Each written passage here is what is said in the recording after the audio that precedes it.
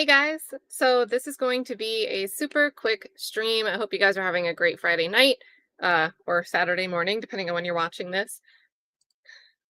A few days ago, we looked at the Fat Joe saga. We took a look at some of the filings, some of the happenings around an attorney named Tyrone Blackburn. Well, he is in hot water with yet another judge. This just happened on the 26th. That was yesterday. This is over in the case of TD Jakes versus Dwayne Youngblood. Now, we're not going to do a deep dive on this case. This is, again, one of those moments. You guys know I love to look at attorney sparring. And, I like to see attorneys do good things and fight for their clients and be good advocates. And I also raise my eyebrow when I'm questioning if somebody's doing that or not. So we're going to jump right down to something that happened recently on the docket. So if you follow these, we're missing some documents here. There's stuff that's no longer on the record. And we have this June 25th. We're going to start with this motion to withdraw as attorney. Now, real short and sweet here. You have, to the clerk, kindly withdraw my appearance only on behalf of Dwayne Youngblood, defendant, in the above captioned matter.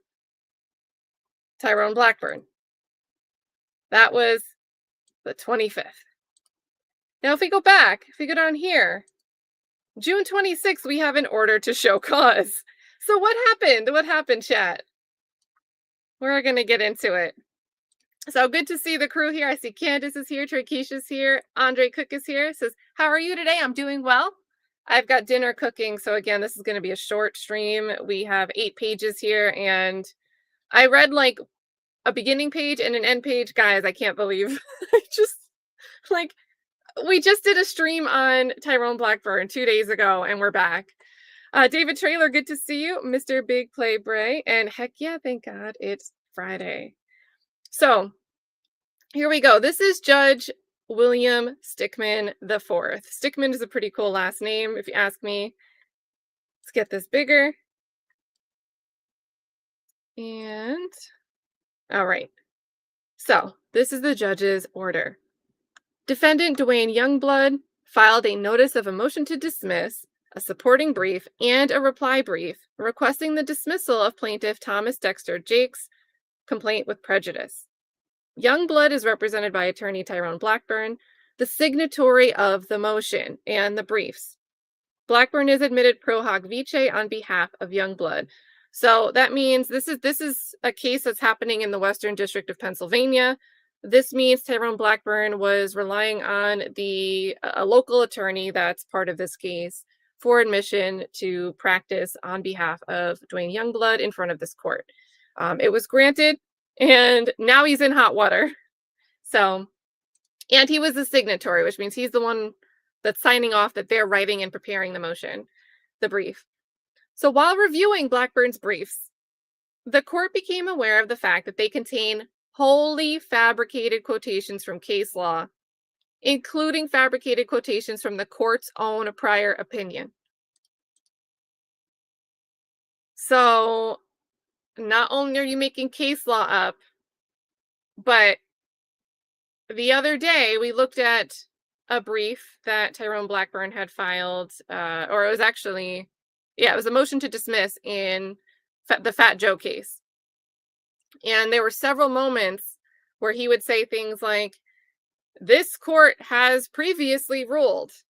So several references back to the court's own rulings. And that's in the Southern District of New York. He has a separate referral from a different judge in the Southern District of New York to that district's grievance committee. Now we have this judge pointing out, hey, you're using wholly fabricated quotations and saying it's from us. It's our own opinion. And it's not. It's wholly fabricated. So in addition to including non-existent quotations, the briefs repeatedly misrepresent case law.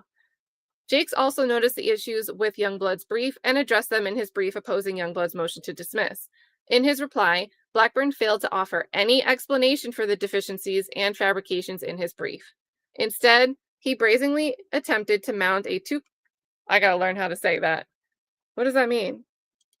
Let's see. It's a fallacy. Let's look up and see what this means. To coke?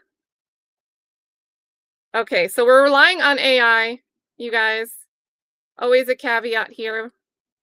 This is a quick AI result. The to coke fallacy, also known as the you-too fallacy, is a type of ad hominem argument that discredits an opponent's argument by pointing out their hypocrisy rather than addressing the argument itself. So is it like whataboutism a little bit, but direct with the parties that you're arguing with? Sounds like that. So cool. Learned something new today. We'll go back over to this document. So, and this is a quote. He asserted that a quote, LexisNexis document analysis of plaintiff's own opposition brief reveals a pattern of misquotation, superficial citation, and invocation of authorities that are either inapposite or do not support the propositions for which they are cited. Did he use AI to like write a clapback? Oh no. It's the real VB says, isn't that his MO? He starts ish and then either withdraws as the lawyer or gets fired, shaking my head. And what a horrible way to advocate for people. What a horrible way. Like, what if you're sitting at home and you're like, I don't know if anyone's going to want to fight for me. And then you think somebody wants to fight for you.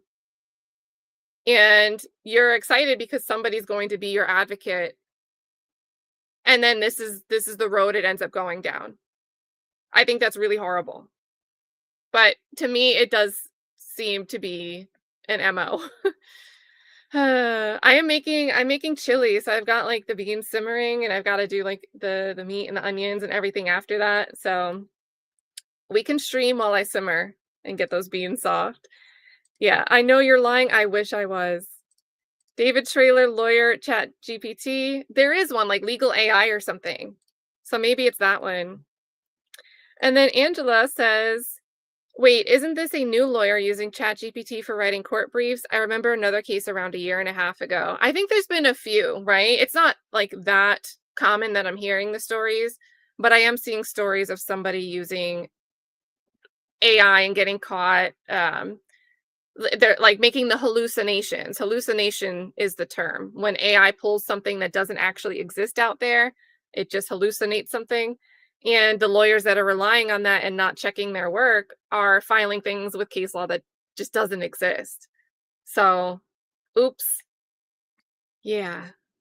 Yeah.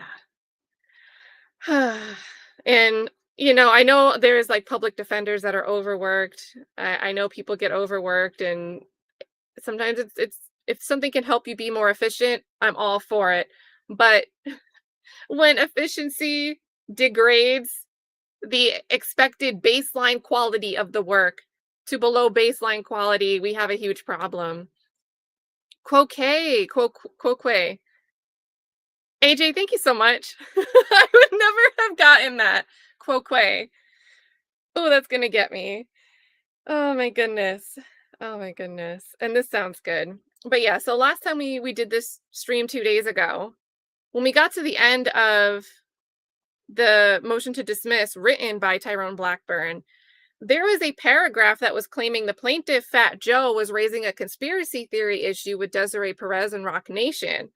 And you can go back and watch it and see me confused on stream. I'm like, Fat Joe didn't allege any conspiracy, didn't mention Desiree Perez, didn't mention Rock Nation. And sure enough, we went and checked on stream. Nothing could be found. So even in that motion, something was somehow inserted there. Maybe he copy and pasted something that he truthfully wrote somewhere else and just put it in the wrong document. But it was just odd. And it was incorrect. It was incorrect to be in that filing with the assertion that the plaintiff, Fat Joe, had raised a conspiracy claim against involving Desiree Perez and Rock Nation. It just, that was nowhere in Fat Joe's complaint. So, oh my gosh, you guys. Oh, you just at least proof your work. The court thoroughly reviewed Jake's response brief and did not find any fabricated quotations or misrepresented case law. So remember, TD Jakes is He's got Dustin Pusch, who has successfully sued the Rolling Stone magazine. I don't know their parent company, but the parent company of Rolling Stone successfully sued. So I think they have some powerhouse attorneys representing TD Jakes. And so TD Jakes was calling this out. His attorneys were calling this out. And we get this quo que response where Tyrone Blackburn's like, nah, you're a hypocrite. So the court here is saying, no, we went and checked. TD Jakes' attorneys are not actually doing what you're accusing them of. Only Youngblood, through attorney Blackburn, submitted a brief replete with non-existent quotations and repeated misrepresentations of actual case law. Even more outrageously, what do you think of the judge's wording here? If we had to scale like 0 to 10, the feeling, the seriousness of this judge, I'm thinking it's like a 7-8, a 7-8. Even more outrageously, a review of Youngblood's reply brief demonstrates that it too includes fabricated quotes and misrepresents case law. So it's not just one document. In other words, when accused of a serious ethical violation, attorney Blackburn chose to double down. So he did it in, oh my gosh, that was a reply to the thing that it was being pointed out to him in. He continued to do it. Why? The judge says this is very troubling. The court views Blackburn's conduct as a clear ethical violation of the highest order. On June 25th, 2025, Blackburn filed a withdrawal of appearance. Blackburn has, did I miss a footnote? Oh, we didn't get to it yet. That's a long footnote. Blackburn has legal and ethical duties under Federal Rule of Civil Procedure 11B and Pennsylvania Rule of Professional Conduct 3.3. Let's get to the footnote. Even though Blackburn is admitted to practice law in the state of New York, he is subject to the Pennsylvania Rules of Professional Conduct since he is admitted in the United States District Court for the Western District of Pennsylvania, pro hoc vice. So they say, see local civil rule of court 83.382. Acts or omissions by an attorney admitted to practice before this court, individually or in concert with others, that violate the rules of professional conduct adopted by this court shall constitute misconduct and shall be grounds for discipline. The rules of professional conduct adopted by this court are the rules of professional conduct adopted by the Supreme Court of Pennsylvania.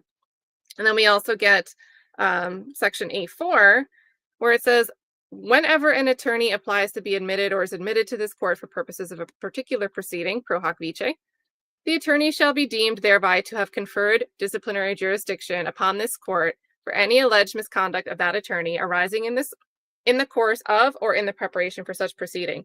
Now, this is important. And I'm going to use Tony Busby as an example. If you guys have followed any of the Tony Busby, Jane Doe, Sean Carter, Jay-Z saga with the Southern District of New York, one of the arguments that Alex Spiro raised was Tony Busby is signing off on these filings, but he still doesn't have pro hoc vice status, which means he's not subject to this court's jurisdiction for disciplinary action. And Spiro opined that perhaps that was intentional. So this is important. So Blackburn here in this case, just as a legal thing, you guys, because he has the pro hoc vice admission, he is subject to this jurisdiction's disciplinary actions, must follow their rules. So let's see. So Blackburn did the right. I have a light bulb going out. Let me just put that out.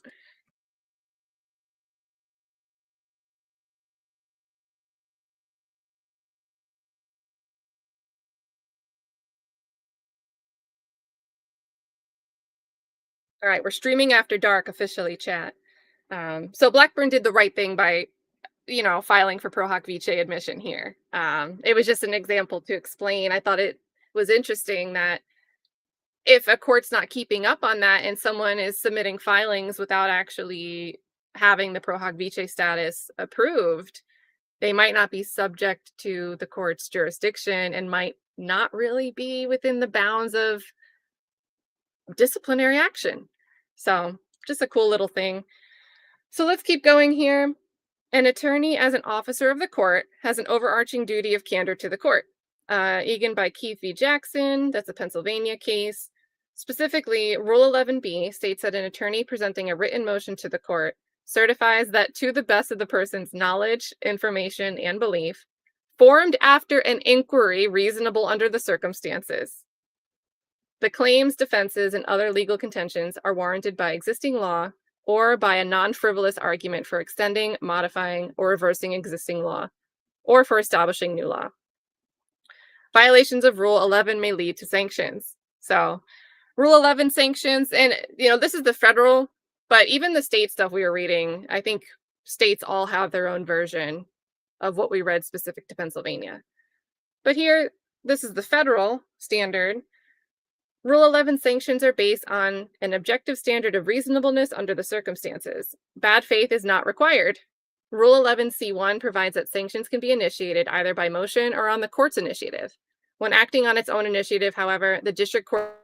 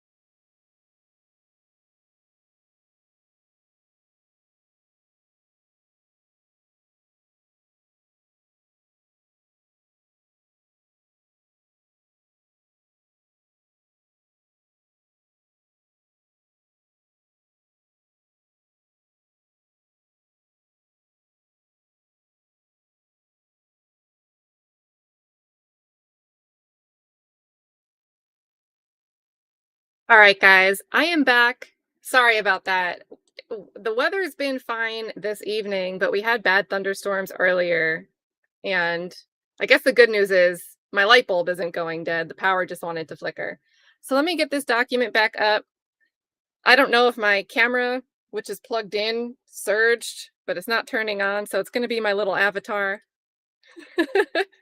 I could be doing something crazy over here and you guys wouldn't even see me. If it comes back on, I'll come back on screen, but let's get the screen share going.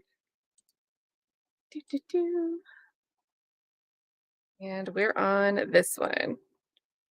Alrighty, so we were looking at Violations of Rule 11. Also, big shout out everyone that joined in. Destined to Be's in here.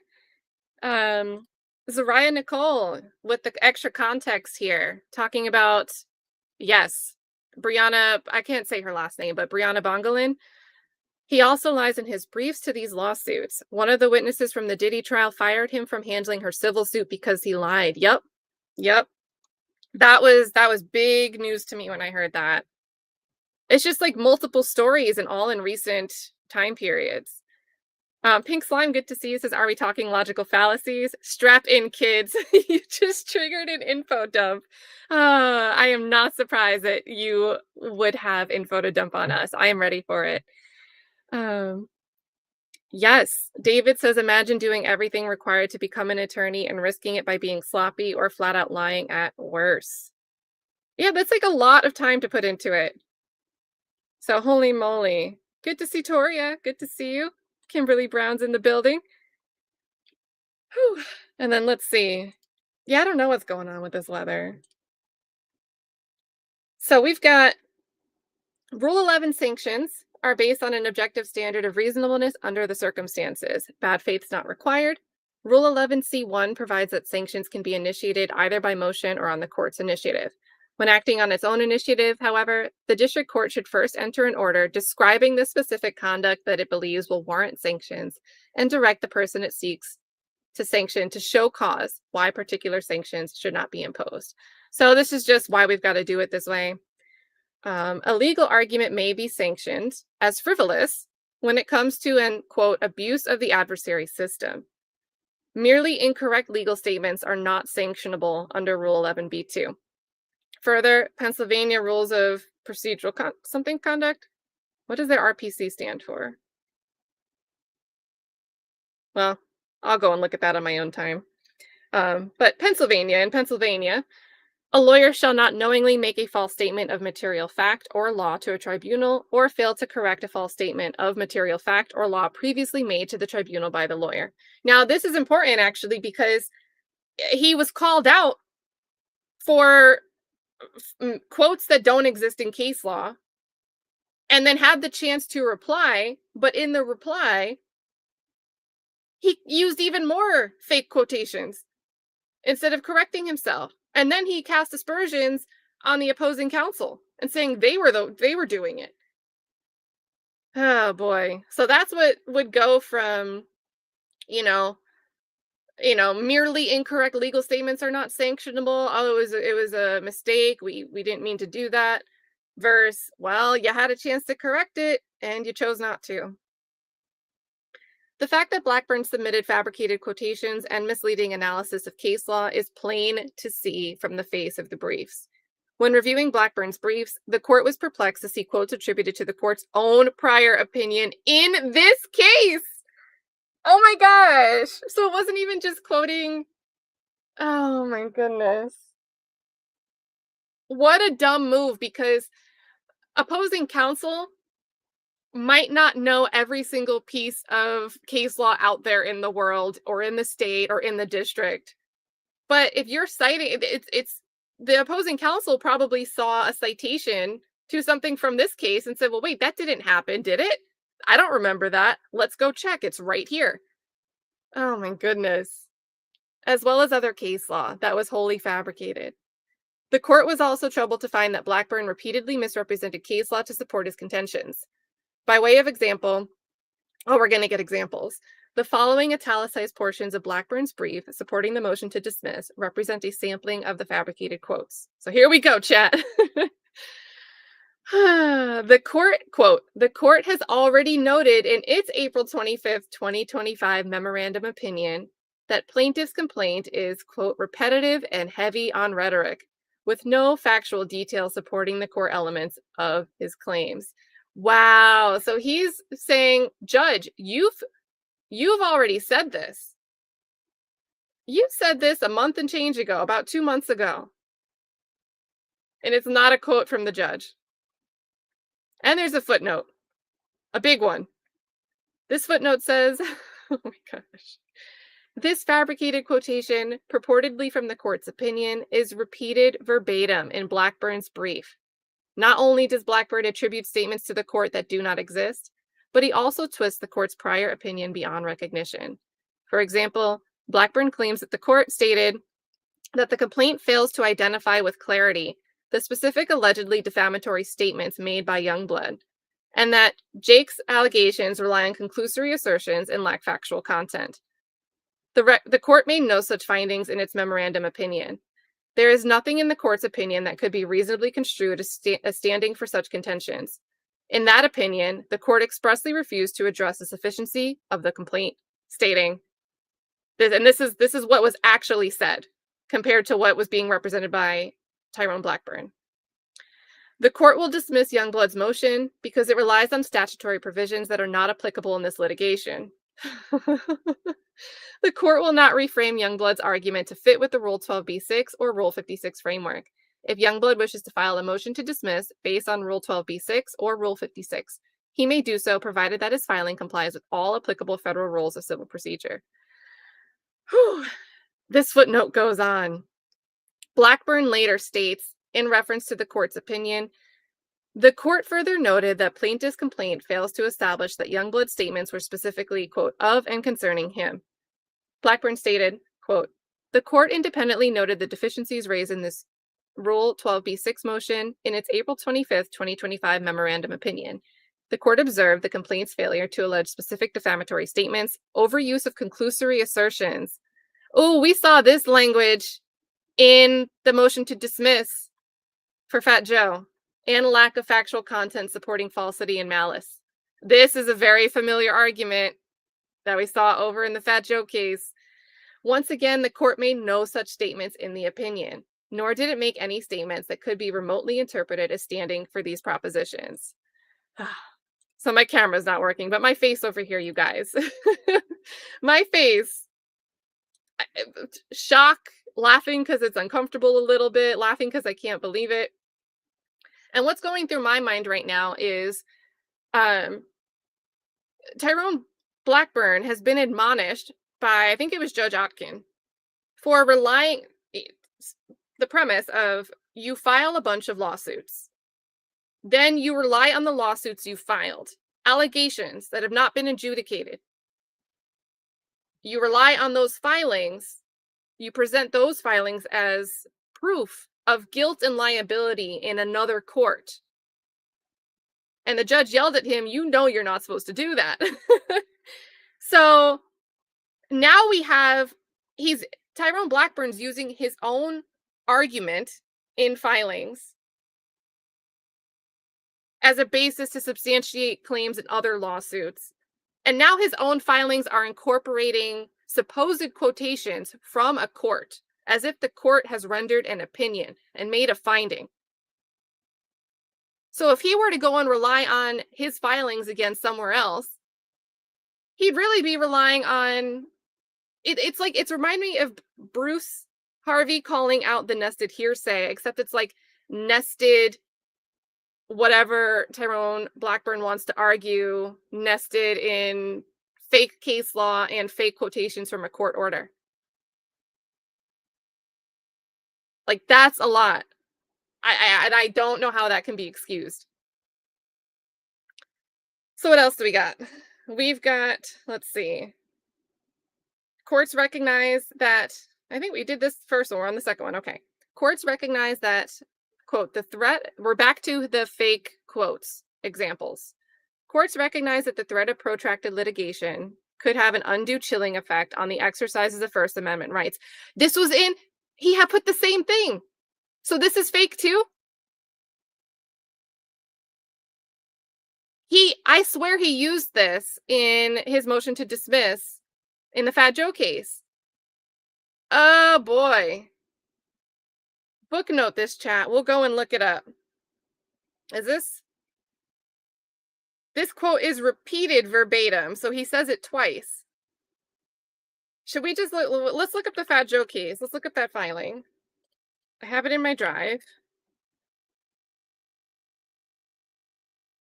Oh my gosh. If this has happened, I mean, I'm sure Takapina is already having a field day. If you guys haven't been following the Fat Joe case, Joe Takapina is his attorney, Chad Siegel.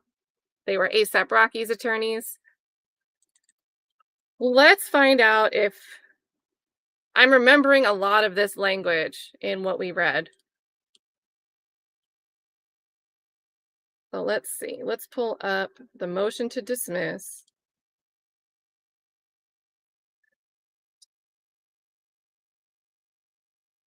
And let's find a word. So this is the motion to dismiss. And we're going to look up, let's see, chilling. Let's see, chilling.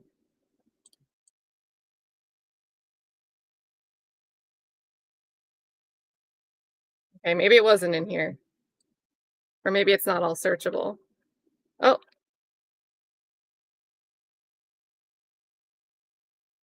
Okay, he just stated it. He didn't cite. Chill.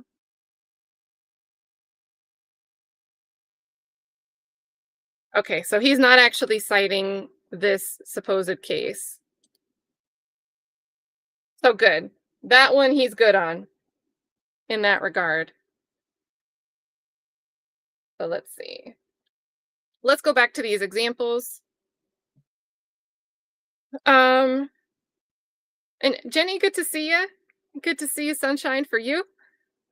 And I see Toria Williams says that lawyer you just said, was he not one of Trump's lawyers? Yep, Joe Tacopina. I don't even remember what case, but I remember he did like an interview about it. I don't think he's still, it was a while ago. Maybe it was E. Jean Carroll. Maybe that was the case. It's hard to keep track. It's hard to keep track. But yes. Let's see. 3, the law requires plaintiff to plead, quote, the exact words spoken or published and the context in which they were made. Another citation to Franklin Prescriptions versus New York Times. And then the last example here, the mere incantation of harm or reputational injury without identifying the defamatory words and the speaker is insufficient. And that's supposed to be from the Superior Court of Pennsylvania. Oh, we've got more examples on the next page. As the Pennsylvania Superior Court has held, and I'm going to take this off the screen just so I don't want people to like tune in and think we're talking about Tyrone Blackburn when it was really Joe Tacopina. So number 5, as the Pennsylvania Superior Court has held, absent a civil cause of action for a particular act, there can be no cause of action for civil conspiracy to commit that act. 6, the court noted that when the underlying tort collapses, there can be no cause of action for conspiracy. And 7, as the court held in Romano v. Young, without facts showing who agreed, when they agreed, and to what end, a conspiracy claim cannot survive. This is a lot of fake case law. 8, group pleading is particularly improper in civil conspiracy claims where individual conduct and malicious intent must be alleged, as the court stated in Duffy v. Lawyers Title Insurance Company. A plaintiff must allege facts supporting the inference that each defendant acted with specific malice and in furtherance of a shared unlawful purpose. Absent this showing, a conspiracy claim fails. Even after being accused, so this is back to the judge's opinion. Even after being accused of making false representations in his initial brief, Blackburn's reply brazenly contained misrepresentations of law and partially fabricated quotations. The italicized portions of the quotations from Blackburn's brief below do not exist in case law. These quotes represent a sampling of the partially fabricated quotes contained in his reply brief. This judge said, we're not even going to list them all out. This just represents a sample platter. This is just a sampler. So first example here, and again, this is the reply. So he was called out for it. He had a chance to correct it, and he just did it all again. So, quote, whether a communication is, and this is the italics part, capable of defamatory meaning is a threshold question of law for the court. So I'm assuming that these are real cases, but it's just pulling random quotes that aren't really there. Maybe. The next one is, even where the words themselves seem mild, Pennsylvania courts, italic part, have shown a willingness to interpret relatively mild statements as being capable of a defamatory meaning. The next one. Oh, wait, there's more. But only if the innuendo must be warranted, justified, and supported by the publication. Next example is critically, the plaintiffs must, and this is the fake part, specifically identify the content of the defamatory statements. That's the end of the fake part. Vague accusations or generalized assertions of wrongdoing are not enough. Oh my God, there's so many examples. The Supreme Court has made clear that failure to investigate with more does not establish actual malice unless the speaker, in fact, entertains serious doubts as to the truth of the publication. The Third Circuit is in accord. Failure to investigate without more does not demonstrate actual malice, and this part's the fake part, unless the plaintiff pleads facts showing the defendant purposefully avoided the truth. So we're back to the court. There's quotations. These quotations are merely representative of the fabricated statements. Merely representative. She's saying it twice, or he's saying it twice. This judge is saying it twice. This is just a sampler. This is just a representation of the fabricated statements in Blackburn's briefs. There are additional fabricated quotations that the court does not enumerate in this order. In addition to including non-existent quotations in his briefs, Blackburn also cited cases for propositions that they do not represent. The court will not recite every time Blackburn misconstrued a case in his brief, as it believes the above quotations represent the most serious and alarming issues with the documents. Attorneys are permitted to make creative case comparisons and may even stretch existing case law to support their arguments. Nevertheless, advocacy is confined by Rule 11b and Pennsylvania's Rules of Procedural Conduct, Professional Conduct. That's probably what that means. Attorneys have a duty of candor to the court. They may make reasonable inquiries under the circumstances to ensure their legal contentions are warranted by existing law. Oh, they must. Attorneys may not fabricate non-existent quotations from case law or the court's opinion, and may not cite cases for legal propositions for which they do not stand, parentheses, or even discuss. The court presumes that Youngblood's briefs were construed by generative artificial intelligence used by Blackburn, rather than an effort by Blackburn to personally construct false and misleading briefs. It does not matter.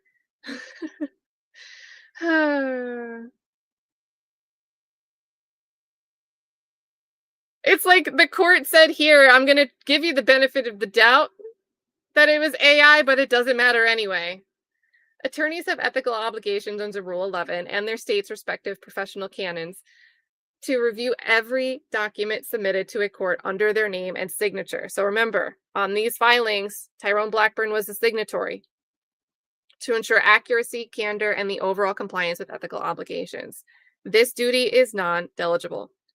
An attorney who signs and files a brief authored by a non-lawyer, such as a paralegal, secretary, or intern, is personally responsible for all that it contains. And going back to the Tony Busby comparison with the Jane Doe case in the Southern District of New York, Antigone Curtis, the judge wanted to hear from Antigone Curtis. You know, you're the one that's giving him pro hoc vice status, and some of the filings you've also signed. So you have a duty to make sure you have a responsibility over what's in those filings. So, and here the court continues. The same applies to artificial intelligence.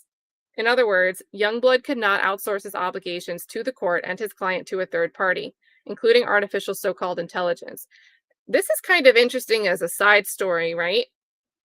You know, I mean, I'm agreeing with the judge for saying this, but the argument now is the comparison that, like a individual who happens to not be a lawyer, a paralegal, secretary, or intern, artificial intelligence is being treated as one and the same for this sake here, the sake of argument. So I would love to see some attorneys debate that. But here's a judge putting it in their order. And I agree with the end purpose. In other words, Youngblood could not outsource his obligations to the court and his client to a third party, including artificial so-called intelligence.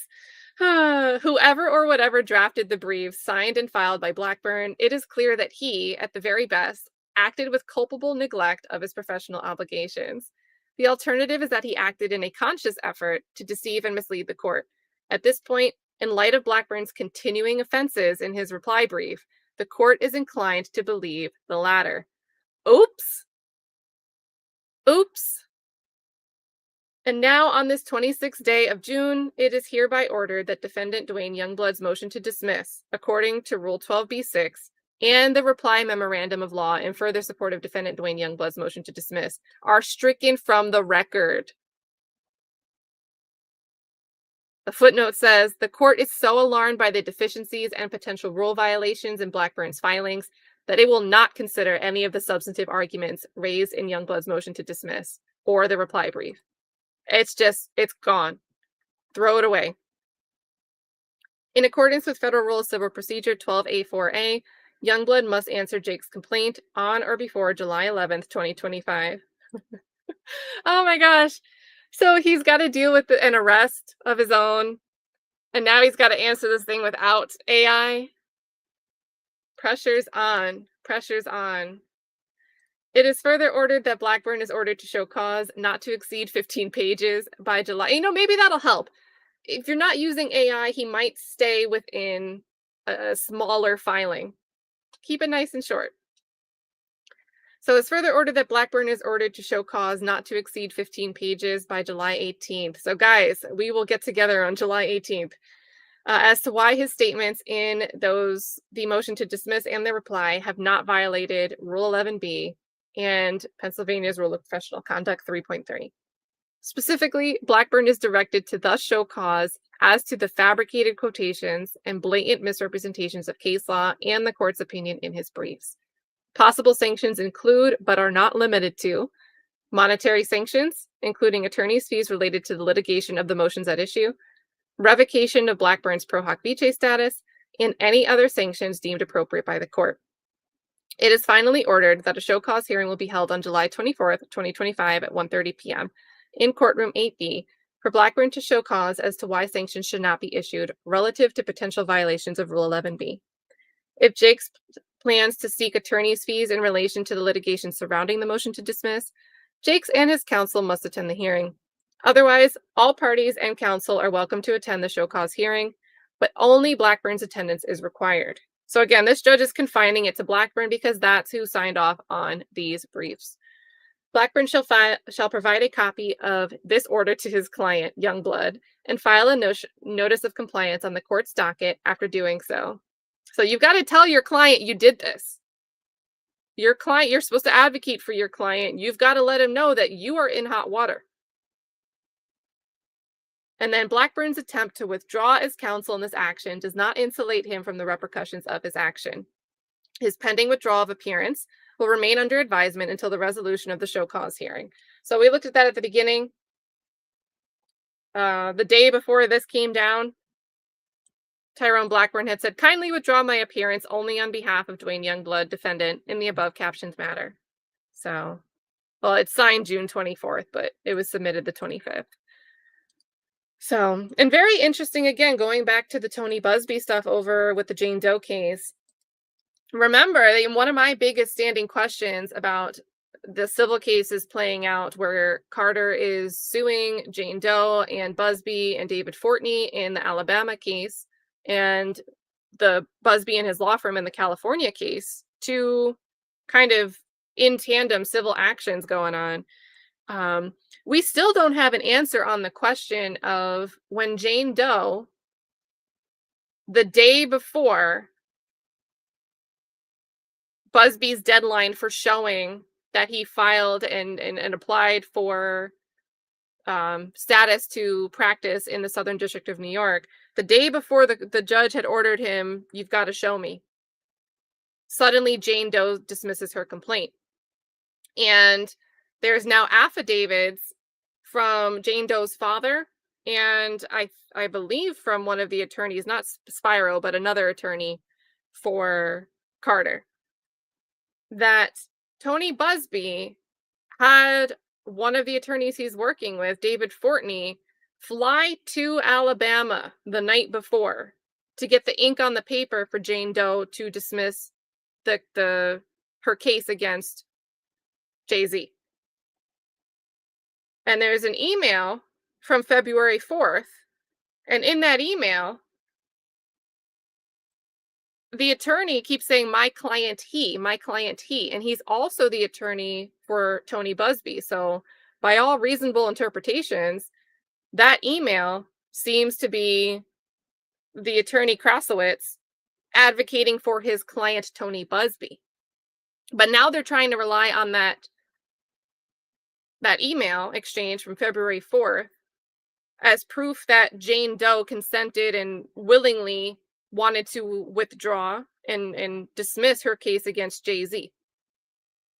But that agreement only talks about, trying to get Alex Spiro to say, look, we're not going to pursue any litigation against my client, Tony Busby. So there's huge, huge questions on the movement in that case. And because there's been so many filings and Tony Busby and his attorneys have not represented, they have not even addressed it. They have not said, look, we did in fact speak with Jane Doe before we sent that email. I'm inclined to believe that that email was in fact meant for the benefit of Tony Busby. And the night before, when David Fortney's flying out to get the ink on paper, convincing Jane Doe to drop the lawsuit against Jay-Z, I don't think that they were forthcoming with Jane Doe about what was going on. So I covered that in depth, like almost all of the filings on X. Maybe we'll do a stream on that one day. But it's just, some of the stuff that goes on is just unbelievable. And speaking of Tony Busby, I'm going to pull up a tweet from him I saw yesterday and saved. I didn't think it would be relevant this quickly, but I laughed when I saw it. Let me see where I put it and I'll pull it up. So yesterday I got a notification. We have this here. So we'll get to the, let's watch this first. So here XXL Magazine said Fat Joe's accuser's attorney, Tyrone Blackburn, was interviewed outside the jail following his arrest for striking Joe's process server with a car yesterday. When asked why he was trying to avoid being served. Fat Joe? Another question is, why was Mr. Blackburn trying to avoid being served by Fat Joe? Again, that's let me just. So now they confer. After being asked, why were you trying to avoid being served?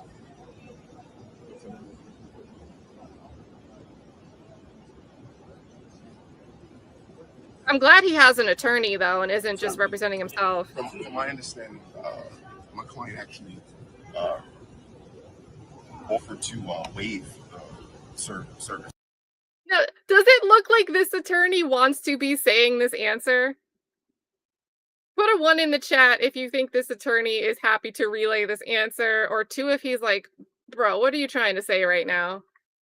Let's watch that again. So, from my understanding, my client actually offered to waive service with jurisdiction, and this again just shows even more why it appears as if this is somewhat of a setup of Mr. Blackburn. Okay. Yeah. And one last question. Yeah.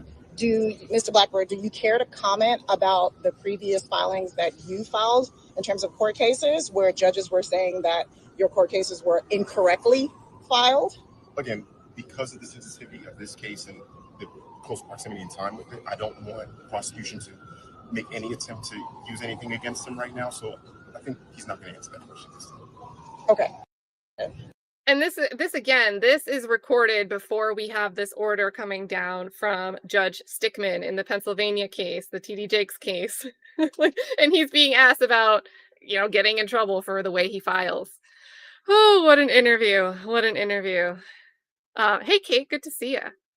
And Toria, I don't know this attorney's name, but I would imagine we could probably go in and look up. I don't know if there's going to be...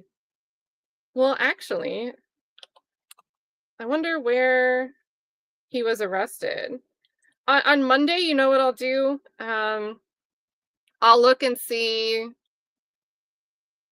if if a district attorney wants to bring charges forward, I'll be able to look that up, and I think we'll be able to see the party named. I don't really know how to go and look up iCard information, bench warrant, stuff like that, at least without not expending a little bit more time than I'm willing to put in right now. But if there's going to be charges going forward and this goes to court, we can look it up in the New York e-file system.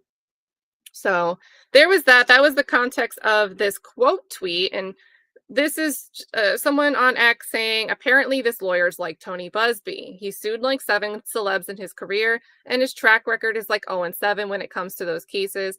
And he keeps not answering the basic questions about Fat Joe getting extorted by him. Now, the reason I saw this, Tony Busby responded, and Tony Busby does not want this comparison. He's like, no. Tony says, yeah, buddy, just like me. 5 jury verdicts, each well over 100 million. Inform yourself or be an ignoramus, your choice. And he posted a bunch of his own stats. He's got like, Tony Busby has sent some stuff to like PR companies to announce that he has a new website. He has a whole website dedicated to his philanthropy. So he plays the PR game, right? But I thought it was so funny to see him like at arm's length distance himself from the comparison, being compared to Tyrone Blackburn. Tony Busby's like, no.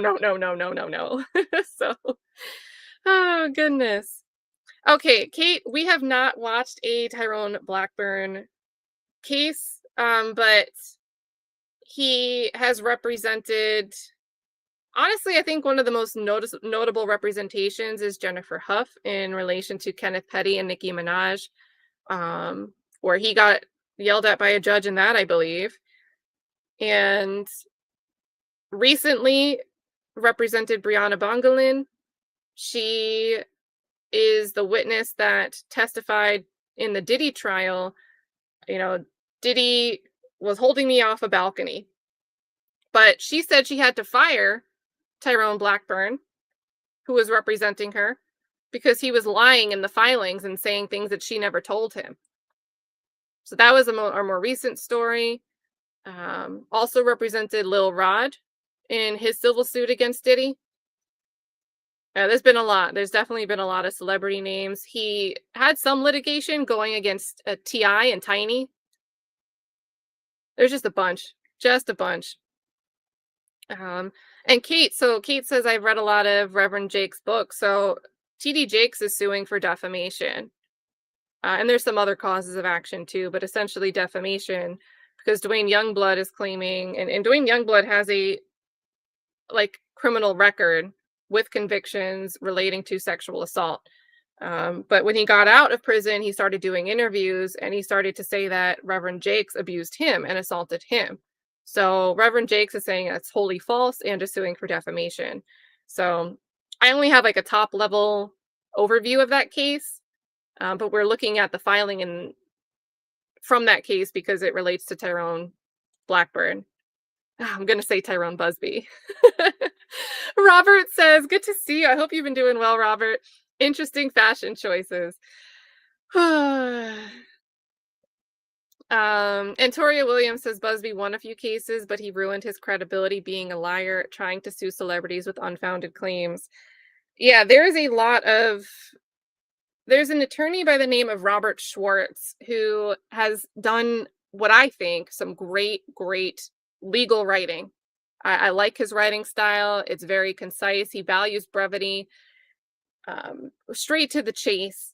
And his filings in the California case that Jay-Z Carter has against Busby and the Busby law firm, he's laid it out. You know, they went, and there's like basically a lead gen service that was doing a nationwide advertising to solicit people that may have been impacted by Diddy. And it was using this cartoon picture with Diddy's face on it in an orange jumpsuit behind a cartoon jail cell. And it was this advertisement that was blasted on social media like Facebook. And it said, have you been impacted by Diddy? And you fill out this Facebook form. And Robert Schwartz broke down all of the numbers. It was like hundreds was like almost 200,000 submissions. And he broke down the numbers of what was being passed through to the Tony Buzbee law firm and the number of cases Buzbee was filing and the dates he was filing them in relation to when he would have received the leads from this like lead gen service. And it just wasn't humanly possible. And Tony Buzbee never said, like, he didn't reply and say, you know what, we brought on extra interns, extra paralegals to help us vet these cases. Here's the work that we did. Here's, you know, we're not going to show you privileged communications, but here's how many times we made phone calls to different areas in relation to X number of cases. So Robert Schwartz laid out the argument, look, you get in thousands and thousands of cases that you're supposed to be vetting, and within a 13-day window, you're filing like 4 dozen cases or something insane like that. There's just no way that you can do that and say that you vet it. So really, really interesting ones to look at. But I would say I don't think Tony Buzbee is using AI in his case law. I haven't really seen anything like that come for Tony Buzbee. He's just got some admonitions in the Southern District of New York for not following admission procedures. And again, the issue with not filing for pro hoc vice is if you do something that violates the rules of conduct, that court does not have the jurisdiction over you for disciplinary action. So I've been following, loving to watch that play out. I mean, you could probably just go to my Twitter page and search the word Buzbee, and you can see, I mean, I'm sure there's a lot. Let's see. It's probably a whole bunch of stuff. And mostly the filings. You guys know I really like filings more than I like, you know, I don't really care about some of the news stories. And some of the cases, I'm not even following the details of the cases so much as the legal arguments, the legal issues. But yeah, tons of documents from both of those cases here. And don't forget, Camille Vasquez, and I'm personally disappointed by her legal writing. She has a show cause hearing coming up for failure to appear for Relly in one of the Terrell Efron cases. I think it's the defamation one, not the personal injury one. But her familiar name, interesting to see them spar. I think Robert Schwartz, his legal writing and his argument, but maybe she just doesn't have good facts to work with, right? So, yeah, tons of stuff here, you guys. Like, this is only back to May.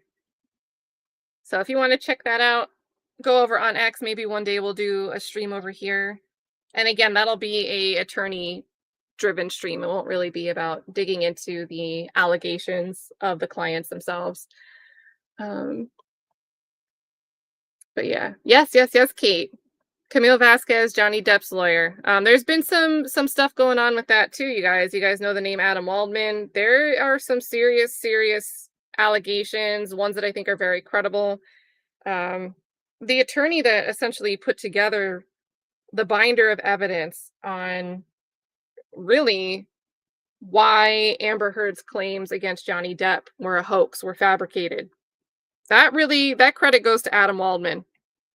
And when his pro hoc vice status was removed in the Fairfax case, I've, for about 2 years now, after looking into it, I looked at the transcript of that hearing, I looked at the arguments, and I felt like Ben Chu didn't advocate for Adam Waldman, to the point where some of the lack of advocacy made their client, Johnny Depp, look bad. It looked like there was a conspiracy to leak something. And recently, Adam Waldman has brought out some emails between himself and Ben Chu, substantiating that, yeah, there was they threw Adam Waldman under the bus. Let's see. So I'm interested in seeing how this plays out. But just for full transparency, I have a secondary reason why I have my eyebrow raised about Camille Vasquez. But I hope she does right by the clients that she does take on. Let's see. Let's see where the email is.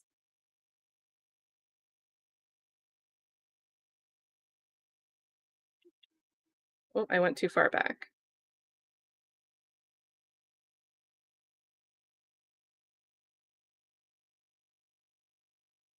Oh, you know what? Never mind. I know where it was posted.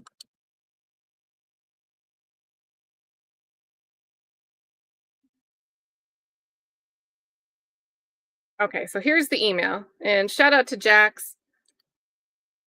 Jax did a lot of, she's like an encyclopedia of Depp v. Heard, even the UK trial. Here's the email. So this is from Adam Waldman. Dear Ben, this is to Ben Chu.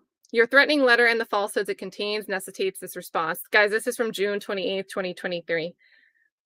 You will recall the circumstances under which my pro hoc vice was removed. On the eve of the UK trial in June 2020, I asked you and Camille in your capacity as Virginia local counsel, separately, orally, and in writing, whether it was correct under the Fairfax Court's protective order to publicly release the important text that Brown Rudnick client Elon Musk exchanged with the defendant Amber Heard on May 22nd, 2016. This is a critical time period.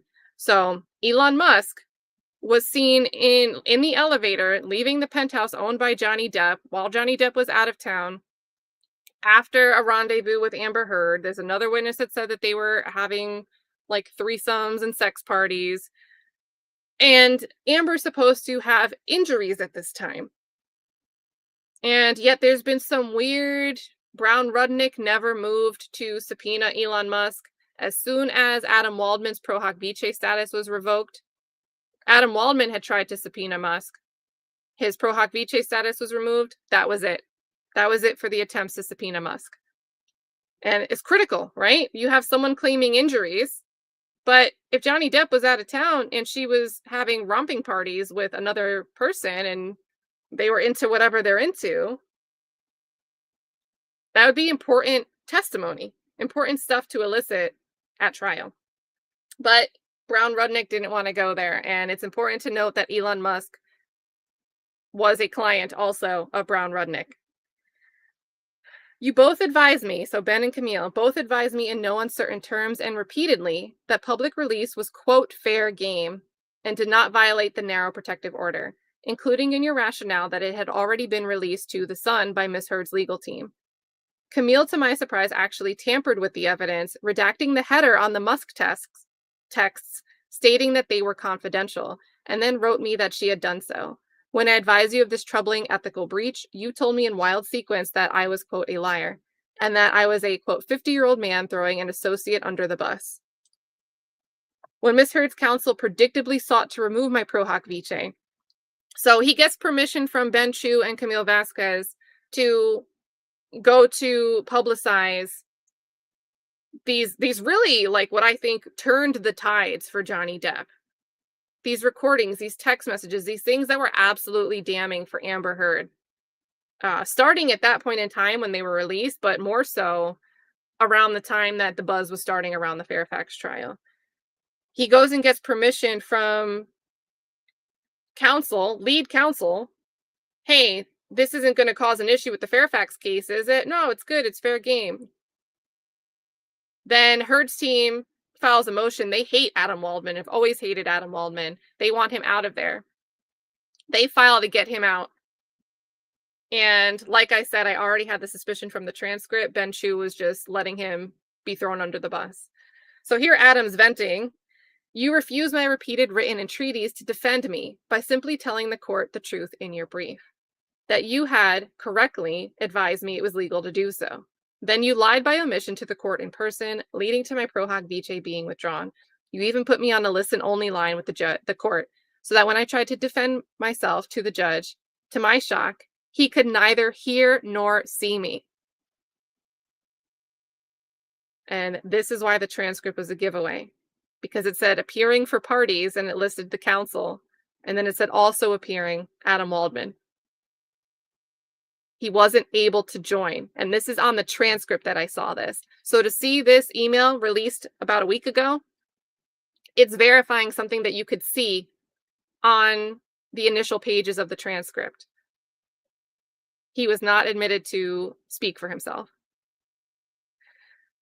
So Adam says, I wrote to you frantically throughout the hearing that I could not be heard. I called you 10 seconds after the hearing ended and asked you, do you realize what you've just done? You were not at the hearing. You were in London waiting to meet with Mr. Depp and tell him the same lie you told Steve Braga below, that I did not even show up for the hearing. I did not move for reconsideration or appeal of the order because exposing your malfeasance would not have served my client, Mr. Depp. And why all of this chicanery? Because I had begun accusing your firm of a conflict of interest with Elon Musk and of overbilling Mr. Depp, which prompted you to, and Brown Rudnick has been sued for overbilling, which prompted you to force him to sign serial I won't sue Brown Rudnick for malpractice letters upon your firm's threat of withdrawal from his existential cases. You then vaguely accused me to the client and his staff of verbally abusing Camille, which was an interesting way of describing a note I wrote her about overbilling Mr. Depp. You may save your protest to the contrary about that anonymous sourcing of the Nick Wallace book that attacks Mr. Depp, and you have expressed those precise words and sentiments several times.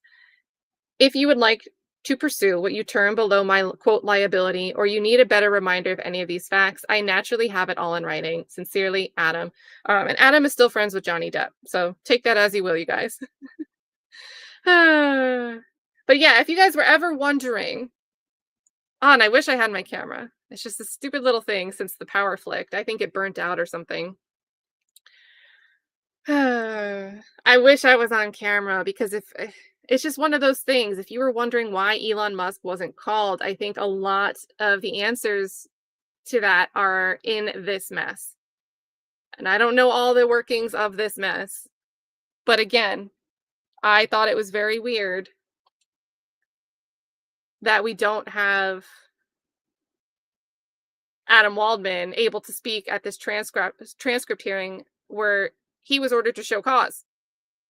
Ben Chu just speaks for him and puts him in a room. Now we get this context from this email that I find to be very believable, that he was put into a room where he wasn't able to speak. Because remember, this was COVID time, all the virtual appearances.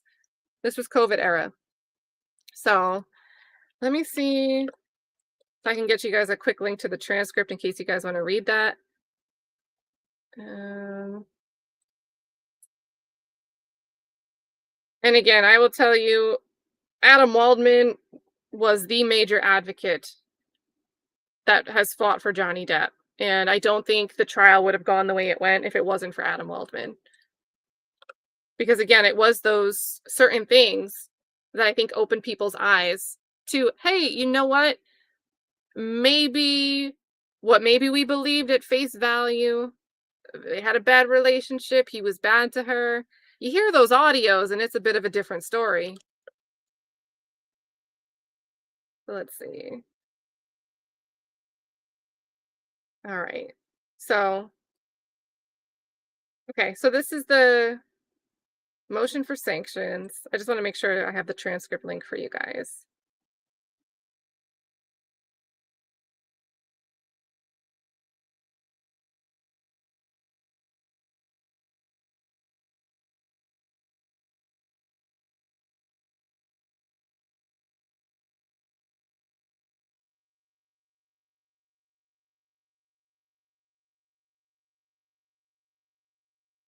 That's the...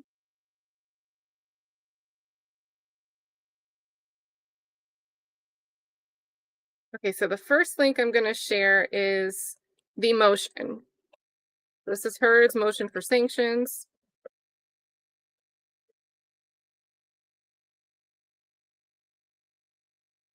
And again, this motion is something that for the sake of Depp, you would think the attorneys would want to fight to advocate for their client. And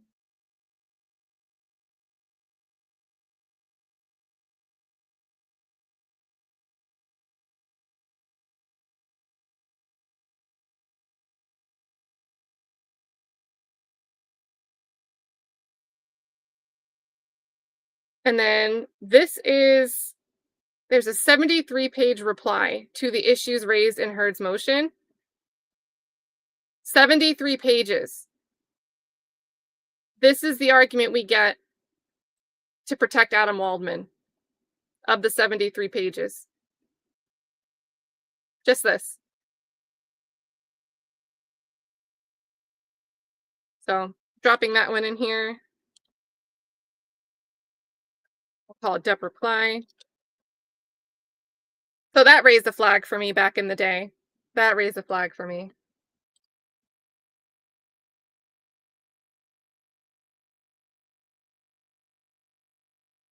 Let's see.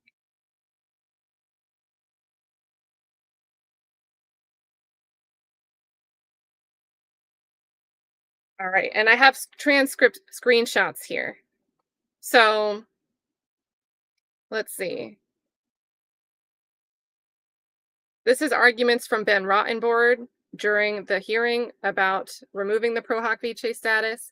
He says, I'll briefly detail the conduct here as described in our brief as well, Your Honor, but it falls into a couple categories. The first is that Mr. Waldman has blatantly produced at least 2 documents. Again, naming, so according to Heard, this is Waldman doing these actions on his own that have been marked confidential under the protective order in this case. The first is a deposition transcript of a third-party witness named Josh Drew. Now, Josh Drew is the witness I said brought forward all of that salacious stuff, putting Elon Musk in the crossfires. Mr. Waldman leaked a portion related to sexual rumors, false sexual rumors about Ms. Heard. When we learned of this file from a third-party media outlet reaching out to us in June, we immediately reached out to Mr. Chu, Ben Chu. The press had contacted us that this portion of the deposition was marked confidential and asked that whatever leak had happened be retracted. Now, this is Chu speaking. Oh, this is about Chu. Rottenborn says Chu didn't respond. Though in a later conversation, he didn't deny that Mr. Waldman had linked it and had no defense for that conduct. Now, the second category, Your Honor, is, I think even more egregious, is that he, Adam Waldman, literally took text messages that had been produced by Ms. Heard in this case and marked confidential, took screenshots of them, or somehow uploaded them electronically, except removed that confidential footer and sent them out to the world directly on his Twitter account, with no regard for the confidentiality order, no regard for the process, for de-designating items that one doesn't believe are confidential. And one thing we'll agree on that I can agree on with Mr. Chu is that process, because in Mr. Drew's deposition, Ms. Heard's former counsel challenged Mr. Chu's designation of a different part of that transcript as confidential. And Mr. Chu responded quite correctly. We want the right to designate, and you have the right to challenge. And that's correct. That's the way it should work. So this is important because Chu is aware of the designation. He can't just say he didn't know and then maybe gave Adam incorrect advice because he didn't know either. Chu is the one who argued about this matter. What the protective order does not do, Your Honor, is give Mr. Waldman the unilateral and unfettered right to decide what he thinks should be confidential. And then at this hearing, Ben Chu let it stand, didn't argue that Waldman wasn't actually acting unilaterally and on his own, going rogue. And Adam Waldman wasn't able to speak. So I think there's huge ethical issues there. I think there's a lot of weight behind what's said in that June 23rd email that we look at. But yeah, there's a whole bunch of stuff over there. You can search my page for Waldman and look at some of the case files. Also, if you ever want to take a look, one of my favorite things ever, her name is Angie. She worked with, she put a lot of money and time in on her own, but she was also open to working with people that had all perspectives on the case to put together deppdive.net. Deppdive.net has so many documents from the Fairfax trial, from the UK trial, and surrounding things before and after. It's just an incredible, incredible resource. So if you guys want to get back into that case, like, incredible documents, even sidebars, things that you didn't see on the trial stream. She's got sidebars up there and everything. So super awesome. Let's see. Toria, what did I put in here? The motions? And you said you don't have X, right? All right, so as we wrap up this stream, I will put links in the description right now. So I'll leave the chat up, but can you click links when you're on replay watching the chat? I know you'll be able to see the chat, but I don't know if the links are actually clickable still.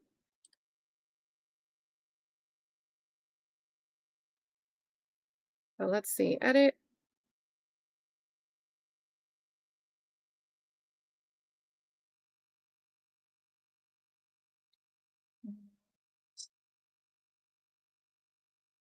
Depp Content Referenced. Okay, so we have Depp Dive in there.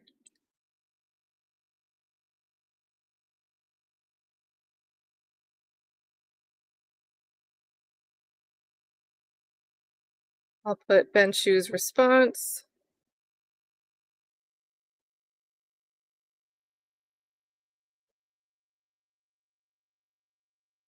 And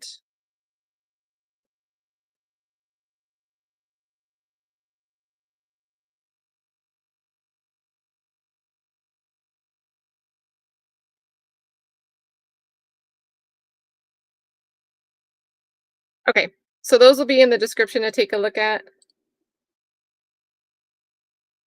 And again, Depp Dive has like an incredible amount of resources. Factual Lie wasn't here tonight, but we talked a little bit about possibly doing a rewind on the Depp v. Heard trial. I think it's something that when I have the time, the capacity to do so, because that was a 6-week trial and there's so much surrounding it, right? That even if we watched it on like 1.5 speed, I think it would be a commitment. But it is something I'm thinking about. I'm very familiar with a lot of the documents. I've looked at a ton of like the expert witnesses, all the notes, the exhibits, recordings. This channel actually started because there was a Toronto recording that was referenced in other recordings and a bunch of motions, but I couldn't find the recording on YouTube anymore. So I uploaded a transcription of it and then started comparing diary notes from Amber Heard with things that were said in certain calls, as well as against what she said in her CAPS 5 exam with Dr. Don Hughes, another familiar name if you've been following the Diddy trial. And I compared some of the things and had some questions of my own that I couldn't reconcile, and, you know, big credibility issues there. So it's possible we could do a deep dive rewind on Depp v. Heard. Keep that on your radar. I think it'd be interesting to watch in hindsight. But other than that, you guys, my eyes are always peeled out for attorneys that I think are advocates for clients, attorneys that I think, you know, if an attorney is behaving badly, I think it's good to see a judge ask them questions and order them to show cause for what they're doing. So we'll see how that plays out in regards to Tyrone Blackburn. Hopefully the next thing for Tyrone Blackburn is an update on something we're already aware of, and not yet again another new story of new hot water that he's found his way into. Guys, thanks for hanging out. I always love being able to just read stuff live with you guys when I see something. I love that you guys tune in. Sorry about the issue with whatever storm and my camera. But we'll get back together another time, and I'll see you in the YouTube chat streets somewhere. Trikisha especially, I always run into you, and it's always great. We'll end with Trikisha saying happy Friday. Happy Friday night, Cat and crew. And we will throw on for good measure. For good measure, you guys. Have a good one. A as in Alicia, and B, Your Honor, as in Barry. C as in Colette. G as in Goldfetter.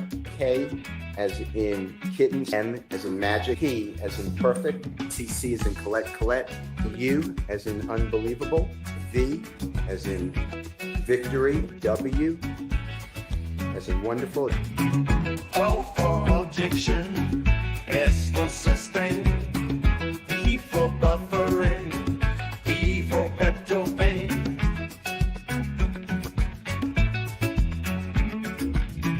S for slime, my friend, and you, as in what you mean. I as in I don't recall. M as in may I sleep. All the ABCs of steel makes me feel so real. Yeah, they keep on spinning round. Never gonna let me down.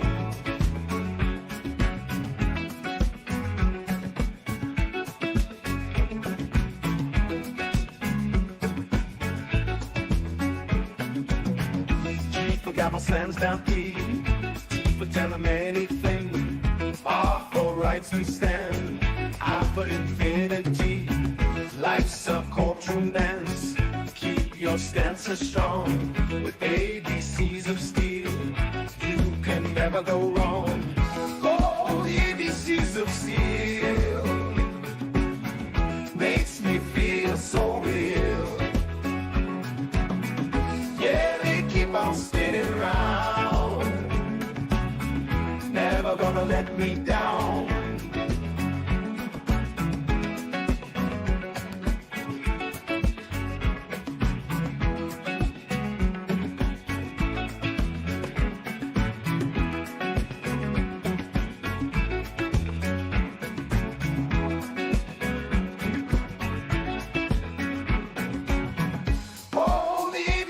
Of steel makes me feel so real. Yeah, they keep on spinning round, never gonna let me down. Oh, the ABCs of steel makes me feel so real. Yeah, they keep on spinning round,